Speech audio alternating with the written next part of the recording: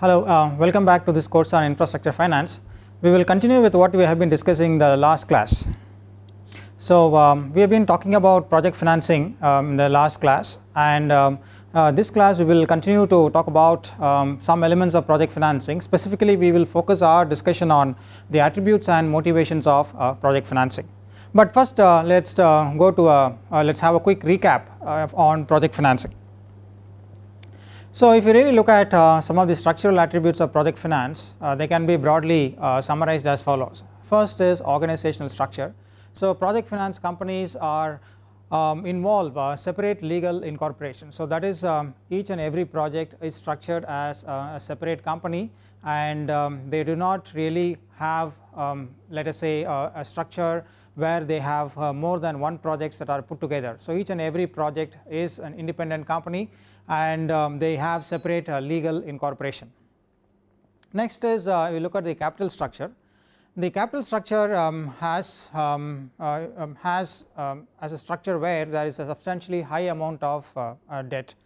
On an average, if you look at the companies, generally the company's debt to total capitalization ratio is about 33.1%. But if you look at companies that are funded on a project finance basis, the debt to total capitalization is of the order of about 70%. So therefore, we look at project finance companies having debt almost twice or more than twice as that of similar size companies that are not project financed. So this is something that we will have to bear in mind, and this is a very important feature of project finance companies. And then if you look at the capital structure itself, let us look at the debt. Debt ownership is largely at least in the initial years of project formation is largely in terms of syndicated bank loans and not bonds. So if you look at debt can be categorized into two categories. One is you actually get debt capital from banks, and second is you actually get debt capital from bonds.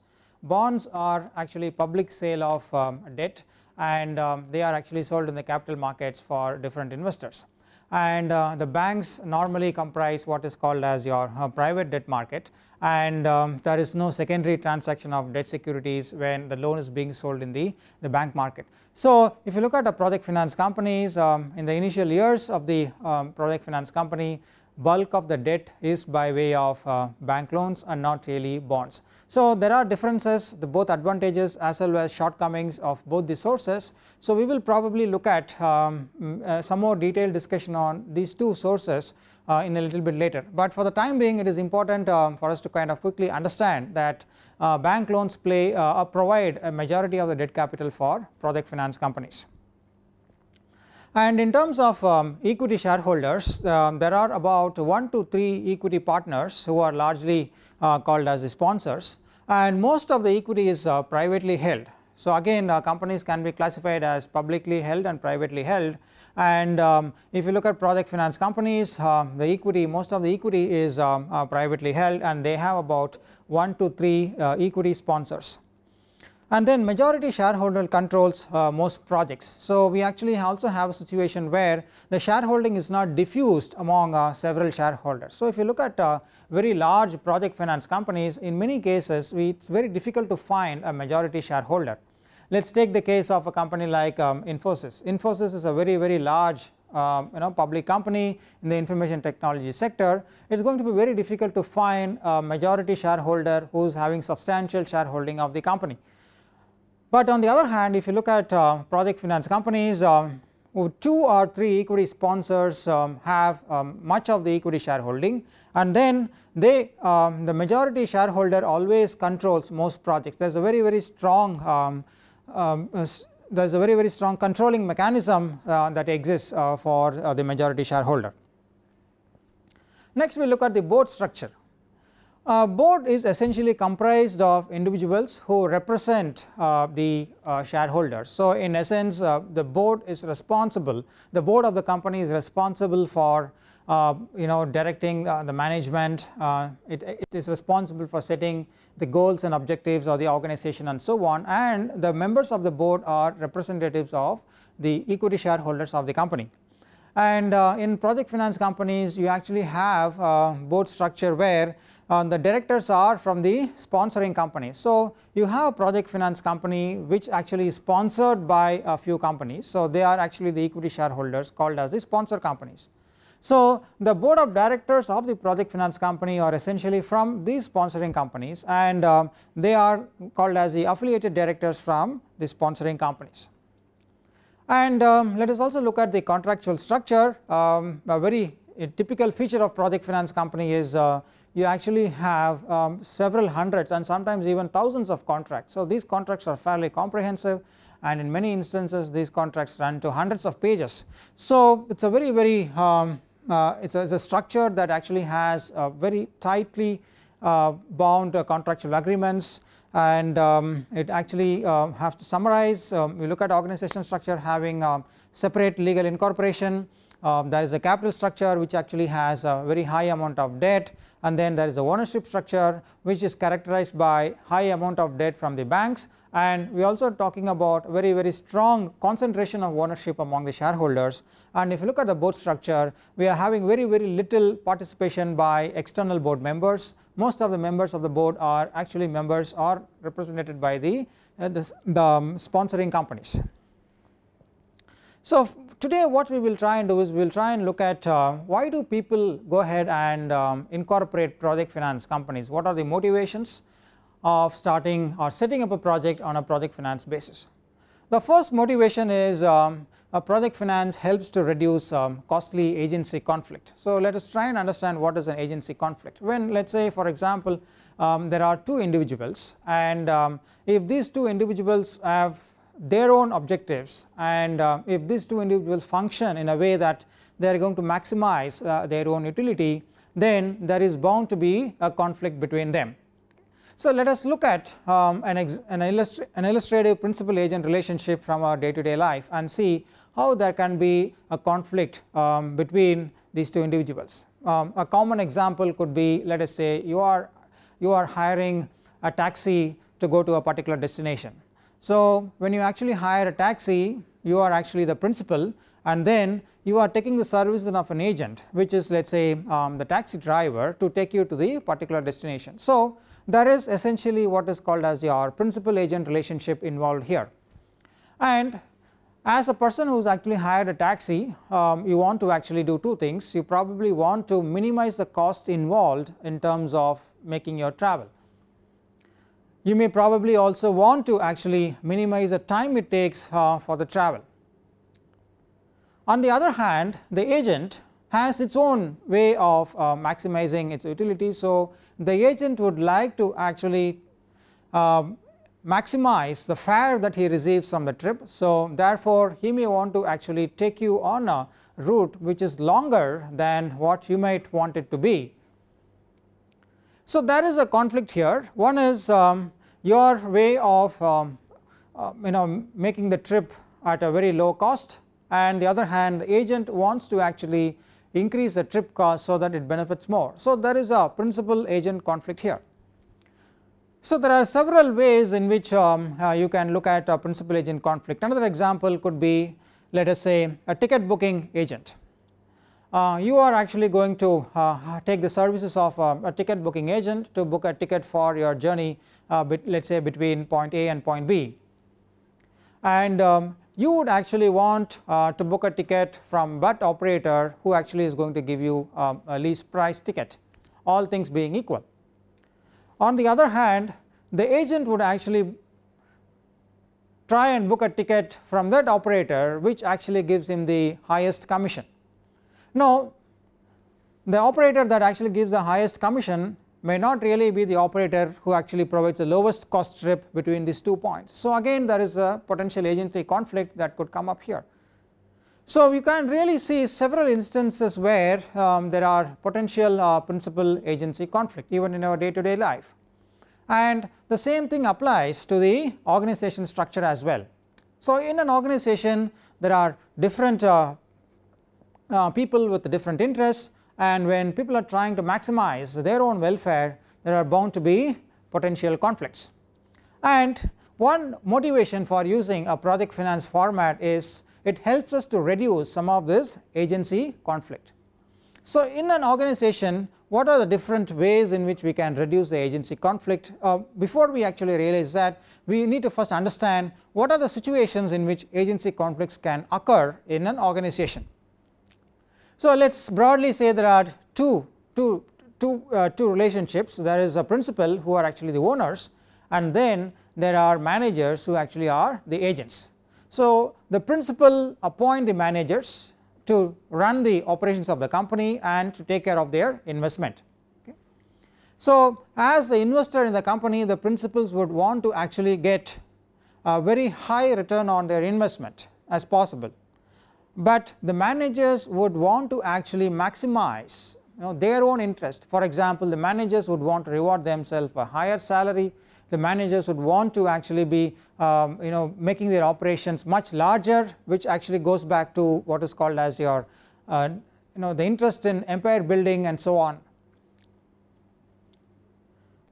So when you have situations where the managers would try and maximize their own utility, and then you have the investors or the principals who want to actually have higher return on capital, there is actually the possibility of a potential conflict. So managers are the ones who are responsible for the operations of the company, and they actually control the investment decisions and cash flows, and they may actually deploy the investment in such a way that it could actually benefit them at the cost of the investors or the principals. So if we actually try and have a project finance structure, we can probably resolve some of this agency conflict. The next conflict that can occur specifically in the infrastructure sector is a conflict between related parties, mainly because of the fact that the assets that are created in the infrastructure sector are very specific. So this asset specificity can lead to substantial amount of exposed opportunistic behavior. So what is this opportunistic behavior? So let's take an example. So we have, let us say, a refinery, and the refinery gets crude oil from the petroleum wells, and it refines the crude oil, and then it supplies the refined products to the various markets. Now for the refined products to reach the various markets, there is a pipeline, and this pipeline takes away the refined products from the refinery and distributes it to the various consumer markets. So the refinery is dependent on the pipeline for supply of the refined products to the various markets. So therefore, when the refinery starts operation, the person who is actually put the pipeline and who is invested in the pipeline can take advantage of the fact that the refinery is completely dependent on the pipeline for its survival, to supply the refined products to the various markets and so on.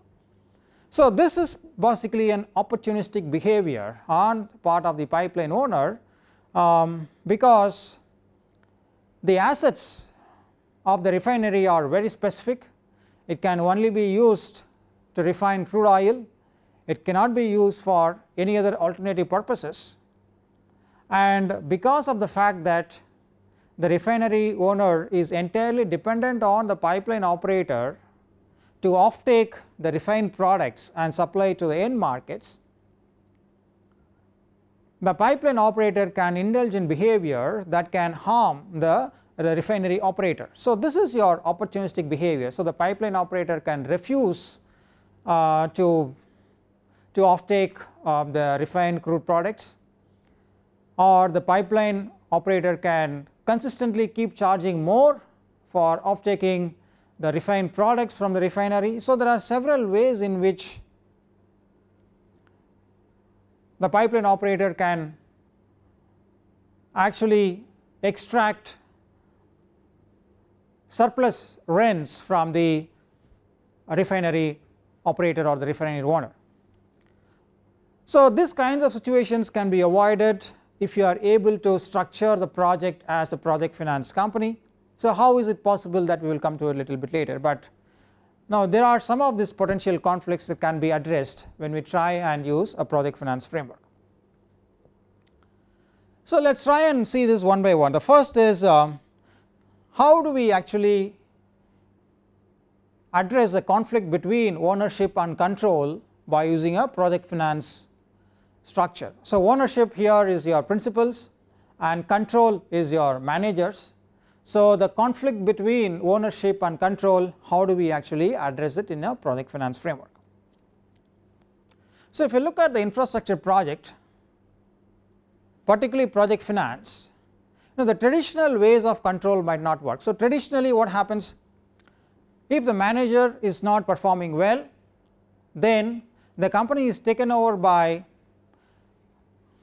potential acquisition partners, and if the managers has not been able to perform well, then they will not be able to find alternative employment in the job market. So therefore there is a lot of compulsion on the part of the managers to ensure that they act or they keep in mind the welfare of the principals or the investors. Second, the reputation. So if the managers do not perform well, then they lose the reputation. So reputation is also not a very major factor in the case of a project finance, simply because project finance is largely structured around the cash flows of the project. So the reputation of a past performance does not play any significant role in the current project, because the lenders and the investors are largely looking at the cash flows to the project more than anything else. Third is the technique of using stage commitment. So instead of giving all the capital upfront to the managers, managers are given capital based on the progress that they have achieved. So in the sense that there is staged investments. Only if the managers are able to show adequate progress, if their managers are able to achieve milestones, will the next level of investment going to come in. So whenever we have this stage commitment, it is possible to enforce discipline on the part of the managers, because managers would realize that the next round of investment will not come in if they do not show performance on the previous investment. So this conventional disciplinary mechanism of stage commitment might not actually work in the case of infrastructure sector, simply because of the fact that it is very difficult to estimate the economic value of the project that is not fully complete. It is very difficult to estimate performance in a project that is not fully complete in the case of an infrastructure sector.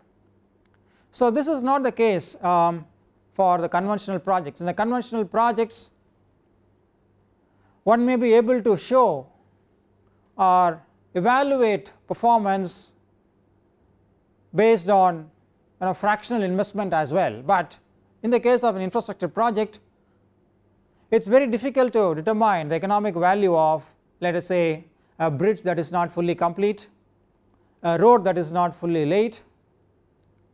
So the commitment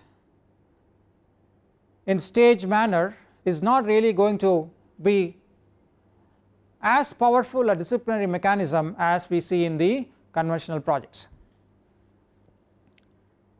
So because of these features that exist in the infrastructure sector, we turn to project finance as a way to mitigate some of these potential conflict choices. So in the case of a project finance, there are several features which kinds of ensures that the conflicts between the investors and the owners are minimized. The first is what is called as your concentrated ownership. So there are very few owners, and all the owners have substantial interest in the company, and they actually monitor in a lot more active way the functioning of the managers. So whenever we are having a ownership that is very diffused, then the monitoring might not be as effective because of what is called as your free rider problem. So every shareholder would think the other shareholder will be responsible for monitoring, and therefore there is a lot of free ridership. So this kind of free ridership might not exist if the shareholding is concentrated and the shareholders have substantial amount of shareholding, so that it is very difficult for them to rely on other monitoring sources, because the stake of the investment is very large to be given or to be not to rely on other monitoring sources. So it is in the own interest of the shareholders to monitor their investment, and therefore this leads to a lot more active monitoring, and this actually acts as a way of disciplining the managers. Then you have high leverage. What is the impact of high leverage? The impact of high leverage is that the company needs to pay a very high amount of interest. So when the company pays a high amount of interest, so there is very little cash flows that are left in the hands of managers to make discretionary investments. So managers are to compulsorily pay off the debt obligations, because any delay in interest or principal payments will push the firm towards bankruptcy, and when the firm gets into bankruptcy, the value of the employees in the labor market is drastically reduced. They will be unable to find alternative employment sources in an easy way, so that it is in the interest of the managers to ensure that the firm does not get into bankruptcy. So for the firm should not to get into bankruptcy, the interest and the principal repayment on the debt has to be paid promptly. So that means the cash flows that come from the operations of the infrastructure project will have to be managed properly, so that the debt holders are paid. And since the debt is very high, a substantial amount of the cash flows that is generated from the operations are used to pay the debt holders. So there is very little of discretionary cash flows on the part of the managers, and therefore managers are prevented from making investments that are not in the interest of the shareholders. Only if the managers have cash flows in their hand will they be able to make investments, will they be able to do some discretionary spends. If the managers do not have any cash, because the cash is forcibly taken away from the operations and paid to debt holders, they will have very limited opportunities to indulge in investments that do not value add for the investors. The structure of the project finance itself prevents managers to make some of this investment that may not provide value to the shareholders. So traditionally most of the surplus cash flows are used to buy companies, make acquisitions, expand the size of the company. Sometimes the acquisitions can be related, sometimes it could be unrelated. But since a project finance entity cannot go ahead and acquire another company, it is an entity which is structured around a single project. Because of these various reasons, the managers will not be able to go ahead and acquire other companies. So the need for additional cash flows is also not so high as in the case of conventional companies.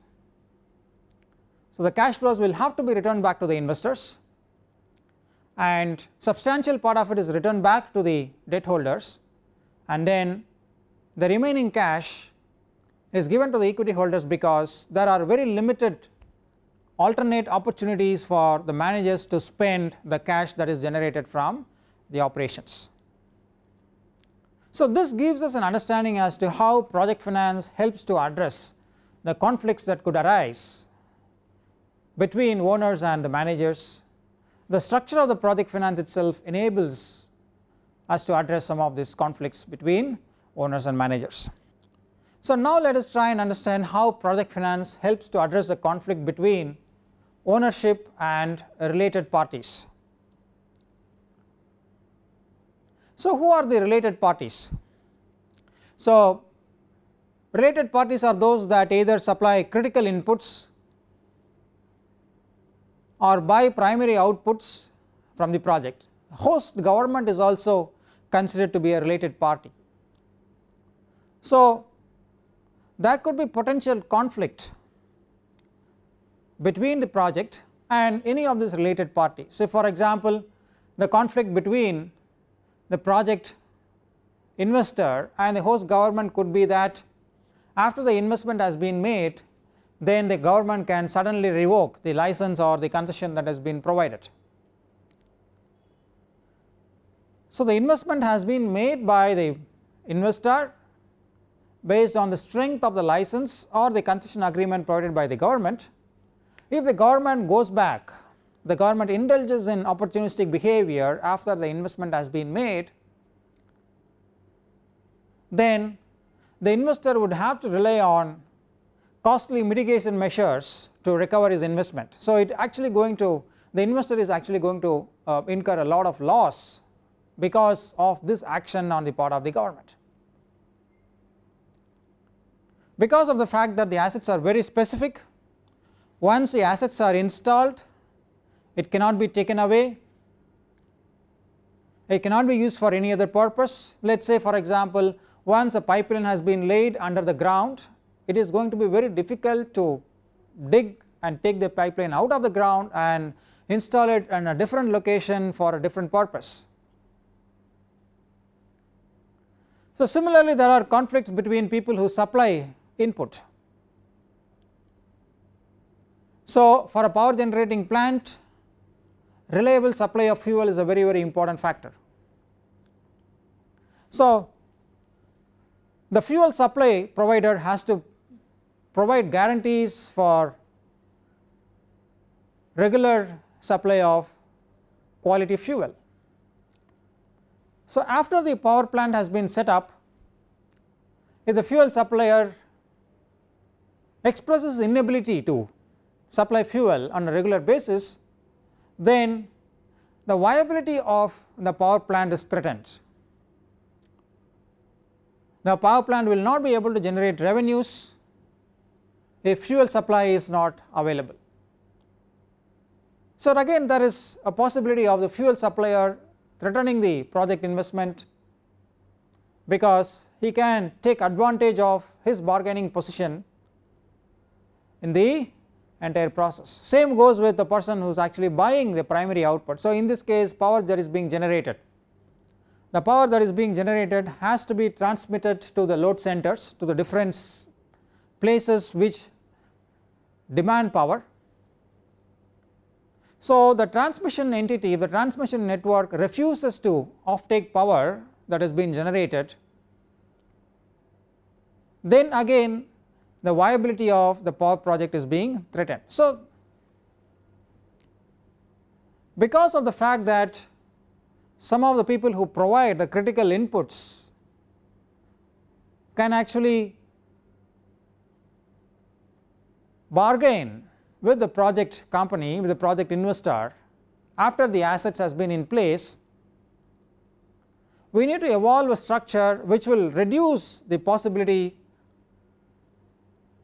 between the project investor and other related parties. Let us say before the investment is being made, there exists a bidding situation. The host government would want to actually have as many bidders as possible to bid for the project. The host government wants to provide as many facilities as possible to attract investors to the project.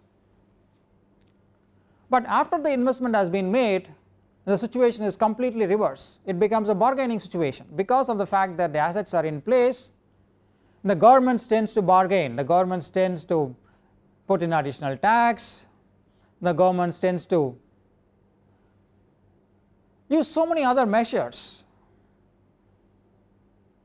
to put the project investors in a tight corner. So, one way to avoid this kind of potential conflicts is to have what is called as your joint ownership structures. So, we create a project finance company which has joint ownership from all the related parties. So, a project finance entity can actually have a fuel supplier as a part of the equity shareholding. It can actually have power purchaser as a part of the equity shareholding. It can actually have the host government as a part of the equity shareholding. So, when you have all the related parties together as equity shareholders, then such conflicts can be minimized because they also have interest in the investment. So, if they actually undertake actions that can benefit the investment, it is also going to harm them as well because they are also equity shareholders of the project. So, this ability to actually have joint ownership structures aligns the interest of the owners as well as the related parties. So, there are several instances where we have this kind of joint ownership arrangements. Let us take the example of the Bangalore International Airport. So, in the case of Bangalore International Airport, there are private investors, but we also have joint ownership from the government. The government actually is a part of the equity shareholding of Bangalore International Airport. We also have other people who are part of the project. Say for example, you have the equipment supplier, which is a company called Siemens. Siemens is actually a shareholder in the project. And then we have the airport operator, which is Unique Zurich. So, they are part of the equity shareholding of the Bangalore International Airport project.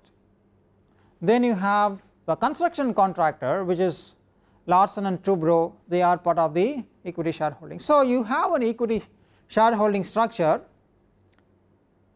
which has the construction contractor, the equipment supplier, the airport operator as well as the government.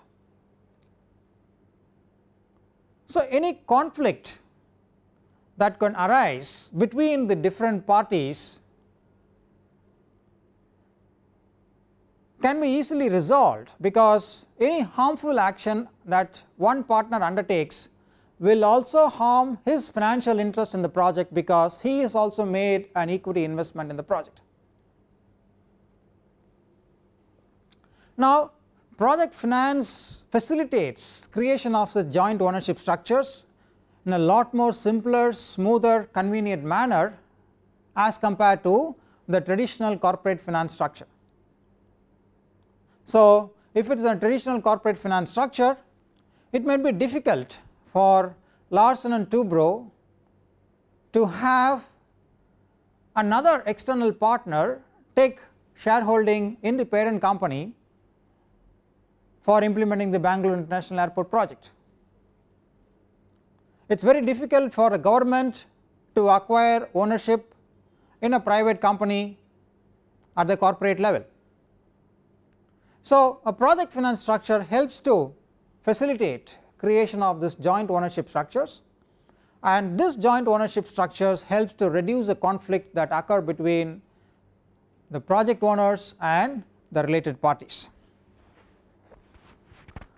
We also find that in many cases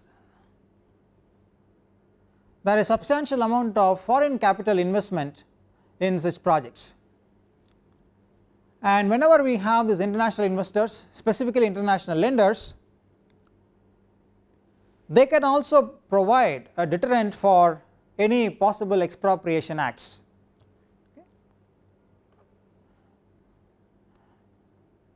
Let us now look at some of the other issues that can be addressed in a project finance structure.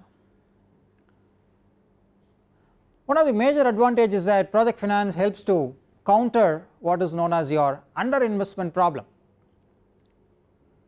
So what is this underinvestment problem? Let me start with an example.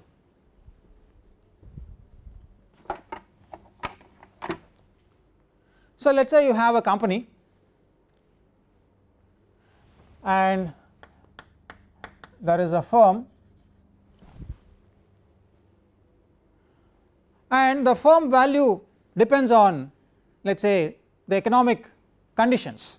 So there are, let us say, for example, for the forthcoming year, the economy can exist in any of the two conditions. The economic conditions can be boom or it can be recessionary. Okay. So we have two economic conditions, the forthcoming year, the boom period, and then there is a recessionary.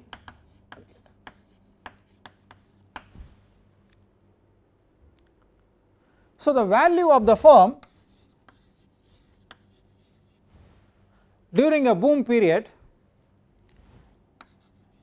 is 5,000, and the value of the firm during the recessionary period, let us assume it is 2,400. So this firm is funded by both equity and debt.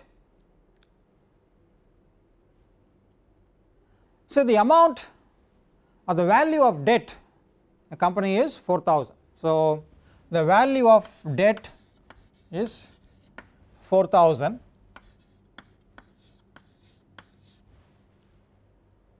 The company has to pay back 4,000 to debt holders.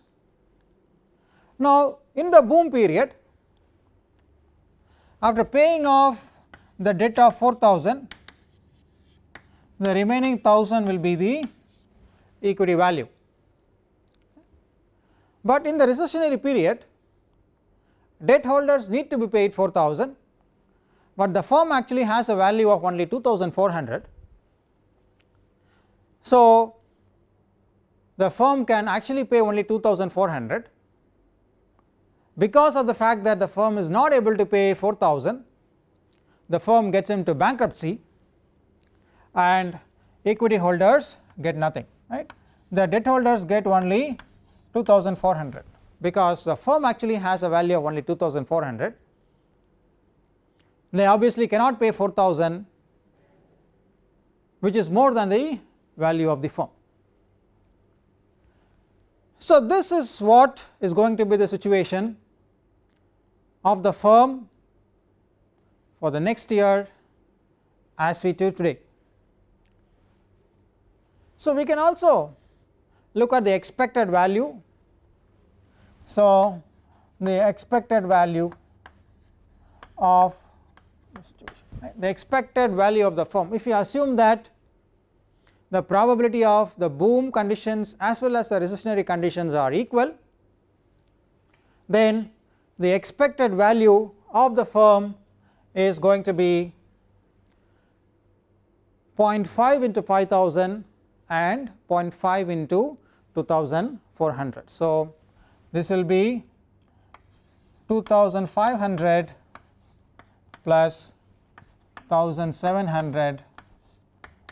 So this will be 4,200.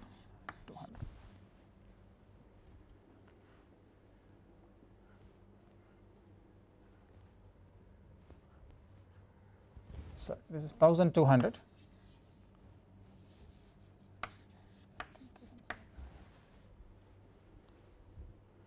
Now the expected value of debt is again going to be half of 4,000 and half of 2,400. So this will be 2,000 plus 1,200, 3,200. And the expected value of equity will be expected value of the firm minus the expected value of the debt. So this will be 500. So now the question is,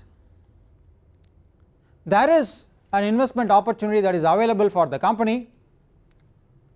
the opportunity involves an investment of 1000, and if this investment of 1000 is made, the firm value increases by 1700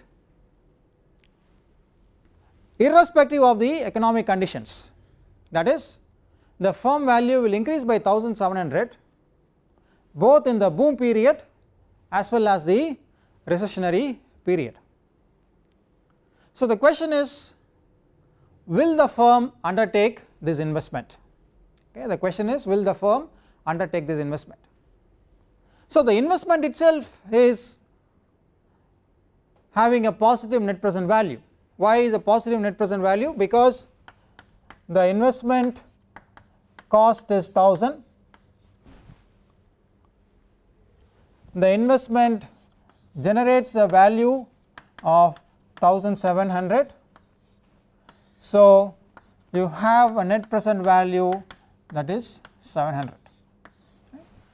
You invest 1000 and you actually get a value of 1700. So, therefore, this is a positive net present value project, and if you go by the rule that we have to implement positive net present value projects, this project should be implemented. But the question is, will a firm that is facing this kind of an economic situation undertake this particular project? Okay, will the firm make an additional investment of 1000 so that it can potentially avoid the bankruptcy? Okay, now let us try and understand this. So, this is a firm with investment. So, there is your boom and then there is your recessionary condition. Now, if the firm undertakes this project, the value of the firm during the boom period would be 5000 plus 1700. So, this will be 6700. In the recessionary period, it will be 2400 plus 1700, this will be 4000. So, debt, if you assume that the entire 1000 is funded by equity, there is no debt component involved in the investment of 1000 that is being made. So, the value of debt in the company continues to remain at 4000.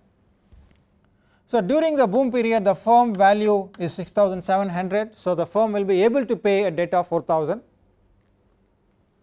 In the recessionary period, the firm value is 4100. So, the firm would be able to pay the debt of 4000. So, debt holders get paid 4000 whether the company is in a boom period or in the recessionary period. So, the residual value goes to the equity holders. So, in the boom period, the residual value is 2700 to the equity holders, and in the recessionary period the residual value is 100 for the equity holders. So, 100 is nothing but 4100 minus 4000, that gives a value of 100. So, now let us look at the expected value.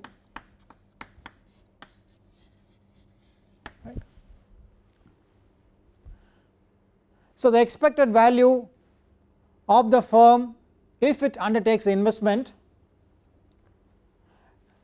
is 5400. It is 5400, that is half of this plus half of this gives 5400. The expected value of debt is 4000 because the debt is completely paid.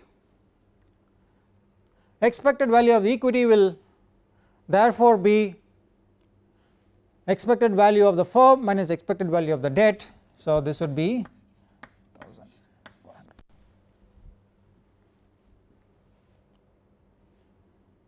So the question is, when the firm makes an investment of 1000, the firm does not get into bankruptcy in the recessionary phase because the debt holders are completely paid the value of debt. So the question is, will the firm undertake this investment? Conventionally, one would think that the firm will undertake this investment because it is a positive net present value project, but in this case, will the firm undertake this investment? The firm will not undertake this investment for the following reason. Why? The equity holders' expected value, before the investment was 500, and after the investment the expected value increases to 1400.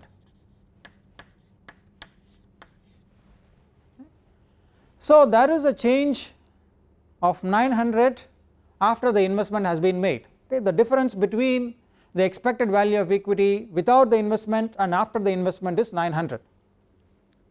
But if you look at it, the equity investors have invested 1000, but their investment has increased only by 900, right? The value of the investment has increased only by 900. So the equity holders invest 1000, but the gain has been only 900. So as far as the equity holders are concerned, this is not going to be a positive net present value investment for them.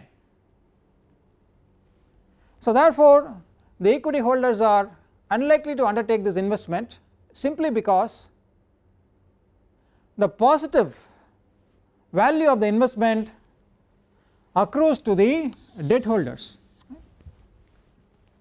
Debt holders appropriate a larger share of the positive value that generates out of this investment, and therefore the equity holders would feel that the debt holders are getting benefited out of the investment made by the equity investors. So because of this reason, an investment that I have just mentioned is unlikely to happen in the same company. So this is called as your typical underinvestment problem. Whenever the firm has debt that is outstanding and the firm is faced with a risky situation, firms would tend to overlook positive net present value projects. So whenever such positive net present value projects are overlooked, that leads to an economic loss or a loss in value. So to prevent that from happening, a project finance structure is most appropriate, because in a project finance structure we look at cash flows only from that particular project, and a project such as this can be implemented as a separate project, and because of the fact that it actually gives a positive net present value, it can be easily justified for implementation. So project finance, by enabling projects to be implemented on a standalone basis, helps to avoid costly underinvestment problem that can arise in the traditional corporate structure.